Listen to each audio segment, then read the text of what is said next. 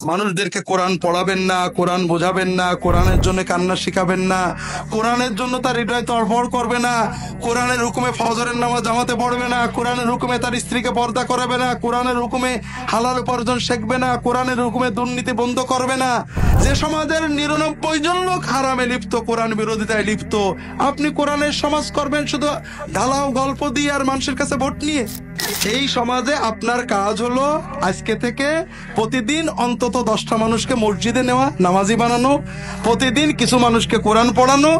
এইভাবে যদি না করে চিল্লান আর মারামারি করেন, কিছু মানুষ মরবে, দিনের কিছুই হবে না। যে দেশে 90% মুসলমান, সে দেশে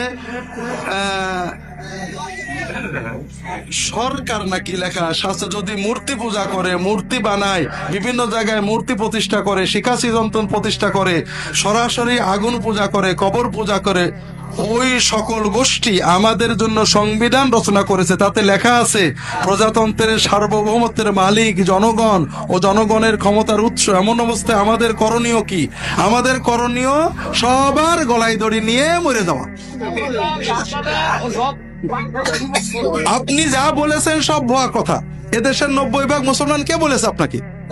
যে দেশের 90% লোক নামাজ পড়ে না, যে দেশের 95% লোক শিরকে লিপ্ত, সে দেশের এর চেয়ে ভালো কি হতে পারে? আমাকে একজন বলছে আপনার আবেগের নাম ইসলাম না। এই সমাজে আপনার কাজ হলো আজকে থেকে প্রতিদিন অন্তত 10টা মানুষকে মসজিদে নেওয়া, নামাজি বানানো, প্রতিদিন কিছু মানুষকে কোরআন পড়ানো। এইভাবে যদি না করে চিল্লান আর মারামারি করেন, কিছু মানুষ মরবে, দিনের কিছুই হবে না। বিষয়টা হলো ভাইরা, আমাদের সমাজের একদিন মিনাতে হজের সময়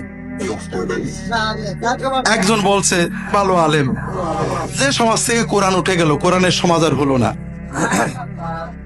আমি বললাম কোরআনের সমাজ হবে কি? যে দেশের মানুষ 90% জন কোরআন পড়তে পারে না, ঠিক না ভাই? ঠিক।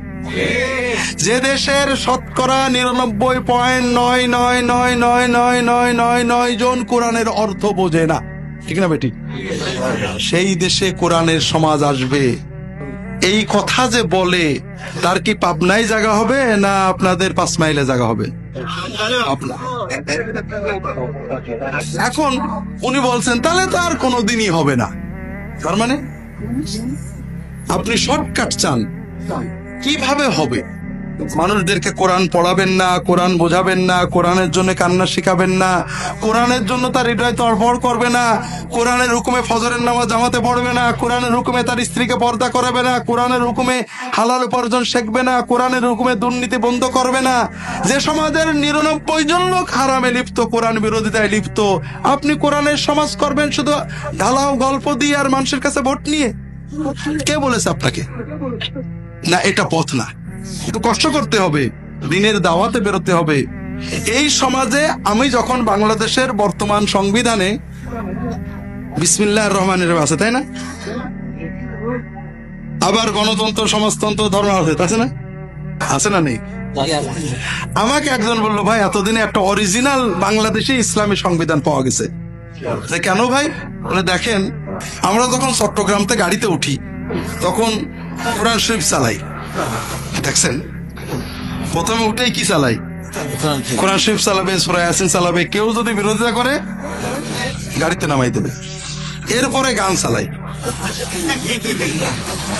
কেউ যদি বলে গান বন্ধ করো, 10 জন উঠে দাঁড়াবে, এই চালাও। এইটা হলো বাংলাদেশের ইসলাম। এই যে 90% ইসলাম লেগেছেন না, এই 90% এইরকম। এদেশে ঠিক এইরকম সংবিধানই থাকবে যতদিন না আপনার মতের 90% বানাবেন।